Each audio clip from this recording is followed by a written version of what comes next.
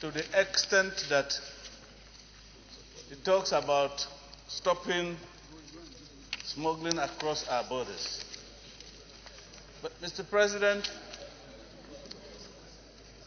I think that we are administering a wrong dose of medicine for a sickness that seeks to kill us.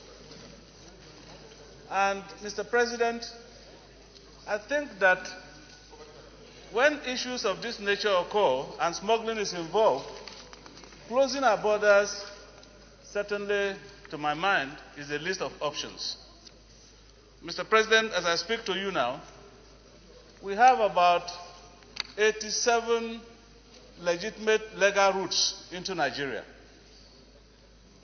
On the contrary, Mr. President, we have over 1,097 illegal routes into Nigeria. And one of the banes of our security agencies manning our borders has been, Mr. President, the inadequacy or incapacity of the agencies to man even the illegal routes than the legal routes. And so, Mr. President, when we close the legitimate routes, the problem of our people is compounded by the fact that those who do legitimate businesses are also stranded and caught in the crossfire. As I'm talking to you, Mr. President, today, our legitimate legal importers of goods are stranded at the borders. Some of the goods are perishable. They will waste. Even those who have paid legitimate duties, are not even allowed to cross the borders.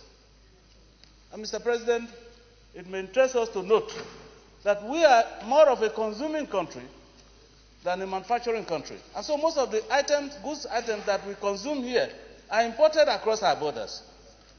And so when we close our borders, the problem is more on our people than even the solution we try to find to it. Mr. President, one of the reasons is insecurity and the proliferation of light weapons and small arms. Mr. President, today, the light weapons and small arms that are manufactured in this country are even more than those ones that come across the borders. Mr. President, as we close our borders, the revenues that are accrued to us through legitimate business, Mr. President, is not coming in again.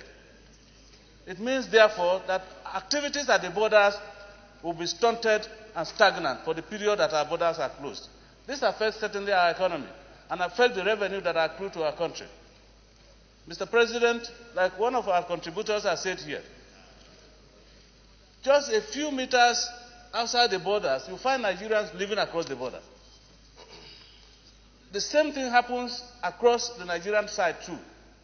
And so these people definitely will be caught, like I said, by the crossfires. So, Mr. President, I think that most of the time, some of the actions that we take are anchored on the spontaneity of the time. When things happen, we begin to look for solutions. I think the permanent thing to do, Mr. President, is to ensure that some of the things that are imported and smuggled into this country are produced in this country and compete favorably with products from other countries. Secondly, Mr. President, I can tell you today that even the single item of rice that we are talking about, for the past 2 years, Christmases, the people of my constituency eat more of our local rice because we have a vendor in our place of Us-Abba rice, locally produced. We no longer know how to eat foreign rice anymore because Us-Abba rice competes very favorably with rice imported from outside the country. And besides, Us-Abba rice is cheaper than the rice imported from outside the country. And so people find it more convenient to buy Us-Abba rice rather than imported rice.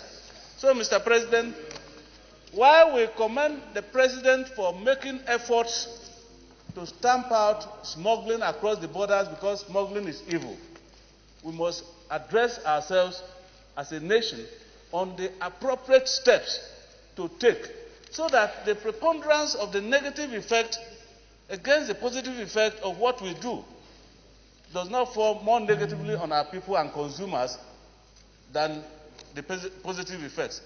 At the moment, Mr. President, I think that there is need to review this policy of border closure because it doesn't offer solution to the problem of smuggling into this country.